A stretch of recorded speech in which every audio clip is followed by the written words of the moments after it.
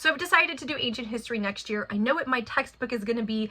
Now I have been going about gathering all the interesting extras to make my whole year of history come alive. And today I want to show you what those extras, what those supplements, what those read alouds look like, what I've chosen, and if there are a few things I still have yet to find. Hi, my name is Brecky. I am a homeschooling mom of 4. My oldest 2 are in high school and have been publicly schooled the whole way, but my youngest 2 are a set of twins that are rising first graders. So we have finished kindergarten and we will be starting first grade in August. And I am pretty darn excited.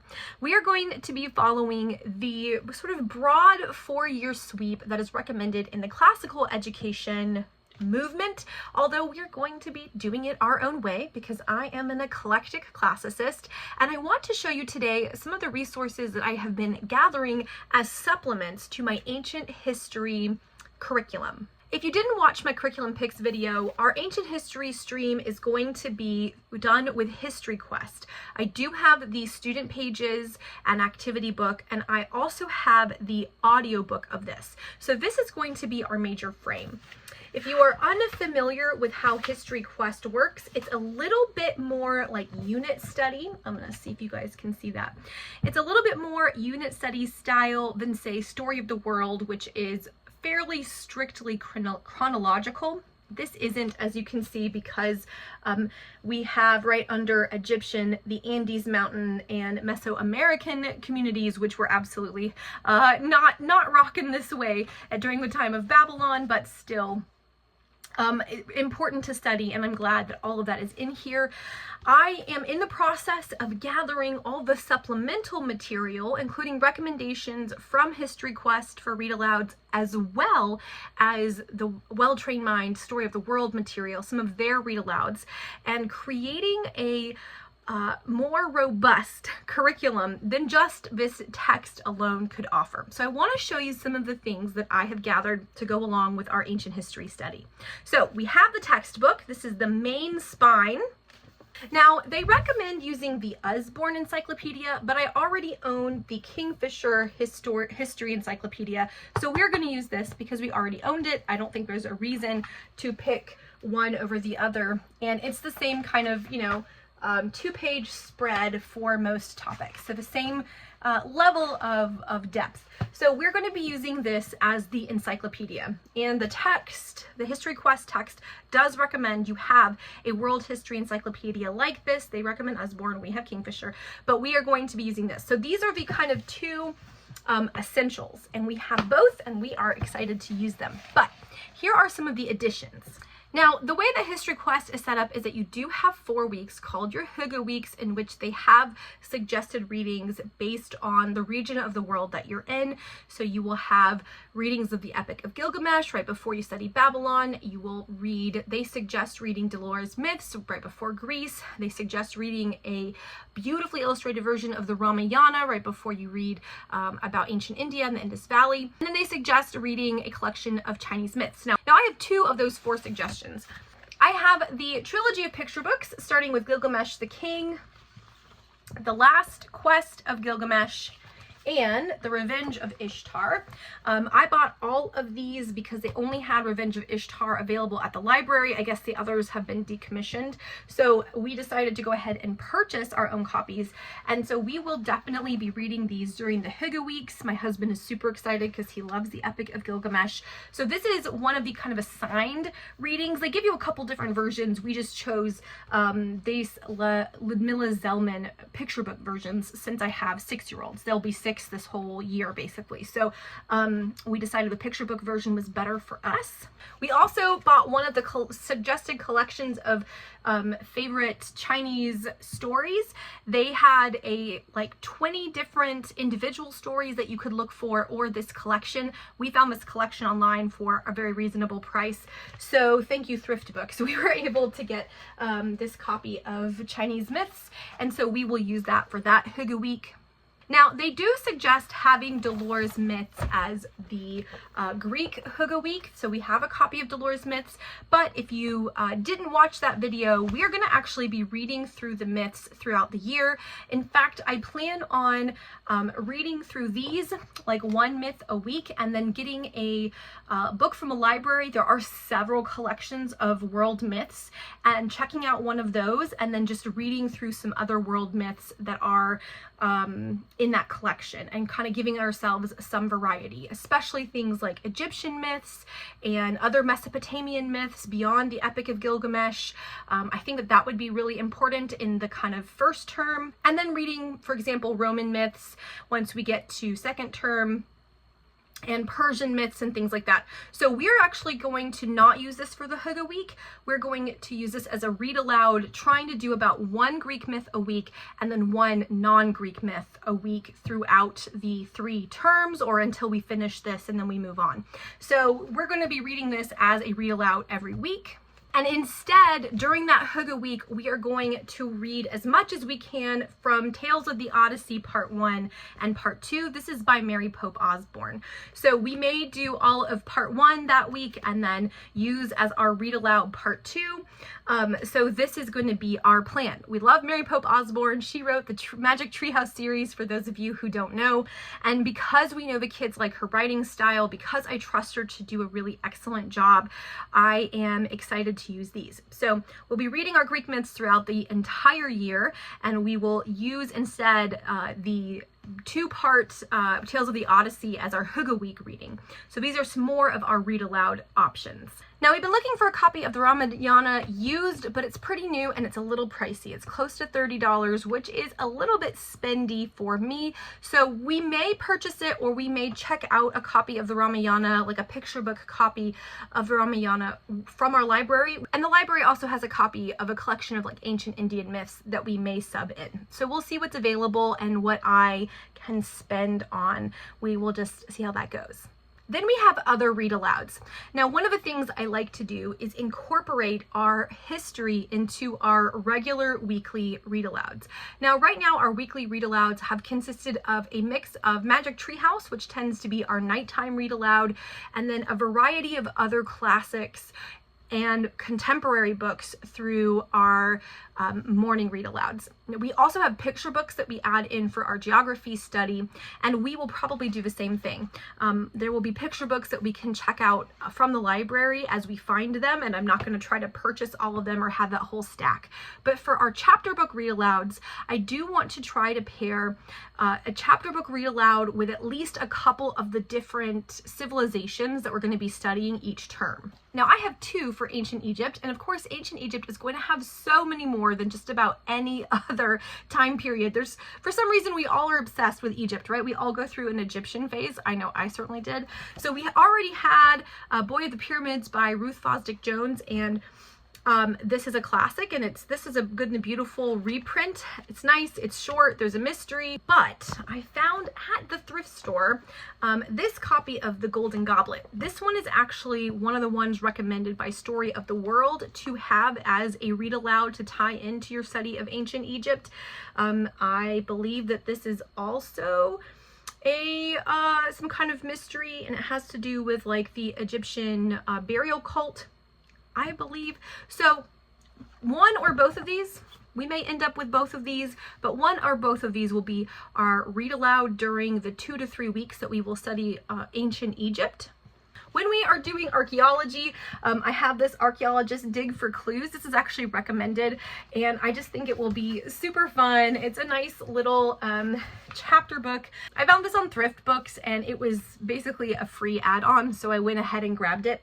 And I think that this is going to be really nice because I'm going to try to do a little bit of an archaeological dig. We have a big wood pile out front of wood chips, and so I think I might place a few things, and then after we read about this, let them go and excavate. I think that'd be super fun.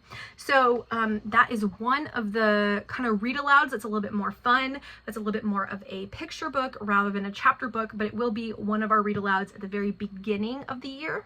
Another read aloud that I think I am going to save for later in the year, so I might tie this into when we study Rome, possibly, haven't quite decided, is the biography of Cleopatra. This is a classic. We've actually already read through part of this. The girls were super obsessed because we listened to a podcast on Cleopatra and they just got really interested in her. But this is the classic kind of children's biography. Here's what the art looks like, right? And it's, you know, it's pretty detailed. If you look at the end, I mean, they don't pull any punches, right? They're not lying to the kids. They're telling you how it is. And one of the things I like about it is it has a bibliography, which is pretty great. So we will read this. I don't think I will do this during ancient Egypt, simply because we already have 2 read alouds and some other potential read alouds set up for ancient Egypt. I think I might use this for Rome, or possibly if we are studying a different ancient civilization where I don't have as many read aloud options, we might bring this in as the read aloud then. But we are definitely going to cover this at some point next year. I've just got to look and see what's at the library, what I can find and have on slate for the whole 3 terms. Okay, and the last read aloud that I have grabbed is really more indicative of several read alouds that we can grab, and this one is Day of the Dragon King. This is a Magic Treehouse novel. Now there are at least 5, 6, 7 Magic Treehouse books that go to different time periods that we are going to be covering. So the second Magic Treehouse, I think, is Mummies at Morning or Morning with Mummies, and they go to ancient Egypt, right? So we could totally bring that in if we wanted to. This is when they go to ancient China. They go to ancient Greece and see the Olympics. They go and they are there during the eruption of Pompeii. They meet Marcus Aurelius when he is a general, well, when he's an emperor visiting one of the encampments out in Europe. So there are some different books that we could grab from Magic Treehouse and get their fact checker, and we could do a Magic Treehouse read alongside the fact checker as our read aloud for that week. They would be familiar, they would be fun. And so I have several of these kind of waiting in the wings. The library has at least 3 or 4 copies of every single book that is in this series. We've been purchasing some when I can get them cheap from the thrift store, but this is a really nice way to bring in something that's going to teach us about the time period, especially for time periods that aren't as popular, like ancient China, which isn't unfortunately as popular in children's literature, or ancient India or ancient Mesoamerica. So I am going to see what I can find. They do go to Machu Picchu in one of the books. We're going to just make a collection, and I'm going to have a running list. And if I cannot find a picture book or a little chapter book that fits, then we will grab a Jack and Annie as needed. But we have Day of the Dragon King, because we own this one, on hand, ready to go. So those are the read alouds that we are going to be incorporating. Some biography, some chapter books, some picture books, and lots of myths. Again, you got to remember we're going to be doing all of Dolores' myths plus some collection of world myths that we are going to be checking out from the library. But we are also going to be doing some nonfiction reading, not just fiction this year. And we have a ton of resources I want to show you. Now, a couple of these are things that you saw back in that pick video, and that is stuff like the hieroglyph books. I got one for each girl, and we are going to be doing a art activity with hieroglyphs, and this is going to be something that we do during our Egyptian study, which is supposed to be 2 weeks. I think we're going to do 3 weeks so we can do more fun stuff, but this is just a fun addition. We also have our famous figures of the ancient world. Again, I showed this in the last video update, but this is just an additional resource to help the ancient world come to life. And I think we may create a timeline, because I didn't realize this when I first purchased these. In the front, there are these little like descriptions of each of the people and what their card looks like. And so we could cut these out and create a timeline with these little cards. So definitely excited to incorporate these. But we have a ton of resources. So when I was in high school, I was like super into history. Like, I'm a super history nerd, y'all. And my dad bought me the entire collection of the Time Life, Man and Myth. I don't know if you guys can see the spine there, but this is Myth and Mankind. Myth and Mankind. There is like 20 books in this series, and my dad bought me the entire collection for Christmas one year, and I still have them. This book was printed in 1999. It is not new, and I'm sure there are probably some new developments. However, the pictures in here are just fantastic. And I have one of these for almost all ancient cultures, right? Indigenous America, Indigenous Africa, right? A couple on Egypt, a couple on ancient Greece and Rome. Just really, really awesome. So I have like ancient China, ancient India. So we are going to use these as references. So we may not read from this every single week. We may only read little sections or look through the pictures and see how they can enrich what we're studying, but we are definitely going to use this Myth and Mankind series because we own it, we have it, we love it. Why not use it? So we're going to be using this, and I'm really, really excited. Some other resources that we already owned that we are adding in is when we get to studying the Hebrews, and then, you know, early Rome, we're going to talk about Jesus, because even if you don't believe that he is the Son of God, he was definitely a historical figure. So this is the world that Jesus knew, a curious kid's guide to life in the 1st century. This is great. We bought this years ago for my older sons. I think I got it when I was at an academic conference, actually. And it's just nice. Like, it's just a nice little kind of fact book, right? It's not like an archaeological book. It's not going to have, you know, real life pictures. It's all illustrated, but you know, it's gonna have like, here's the kinds of crops, and they had a display of clothing earlier, and here's the tradition around death and burial, right? And I just think that this will be a really good resource, not just for us since we happen to be a Christian family, even though our homeschool is secular, but also because it will help us understand the ancient Hebrews and the ancient peoples in the 1st century Palestine and kind of what was the norm then, and one more glimpse into the past and how people lived. So really excited about being able to incorporate this one into some school.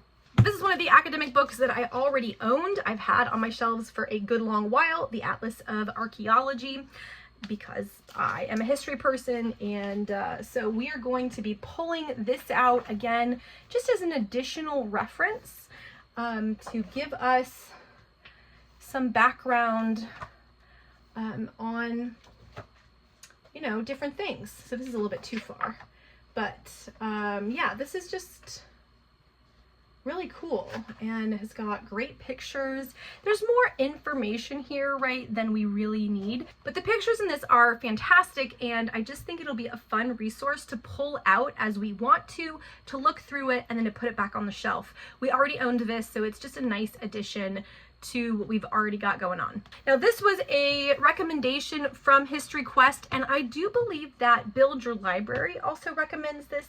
This is A Child Through Time, the book of children's history. Now, we have A Child Around the World and have loved reading that one. It's Child Like Me, Children Around the World, and it's the same kind of idea, is looking at a kid around the world. This one is looking at a kid throughout time, and we've already begun looking at this. So here is, you know, Tutankhamun stuff. And then you have like a kid here, right? And you get to learn about the child and kind of where they come from and what their life was like. I just love this. My girls absolutely adored the Child Like Me from our world geography study. So to have something like this is just going to be so fun. And so what my plan is to kind of look at which time periods this covers, and then when we get to that time and location, we will read that spread. So very excited to incorporate this one. Okay, last but certainly not least, and yes, I'm doing this after work. I am quite tired, but we are going to power through. I found this one, Unstoppable Us, How Humans Took Over the World, Volume 1 by Yuval Noah Harari. This is the guy that wrote Sapiens, which is on my list of books to eventually read. I found this at a thrift store and had to get it because why not? And this is really about early civilization. It does teach the theory of evolution, which is totally fine for us, and it's a very engaging lots of kind of pictures. So I am going to read bits and pieces of this. We may actually start this now. We'll just have to see where their interest is. But this is going to be one of the supplemental nonfiction reads that we add. We may read parts of this. We may read a chapter or two. We may save this until they're a little bit older. We'll just sort of see how they receive it. But in those first couple of weeks when we're studying ancient civilization and we're studying like the Paleolithic and the Neolithic time period, I think that something like this might be an interesting read aloud to pair with the archaeology picture book and then the history quest main reading. So very excited to add this one in.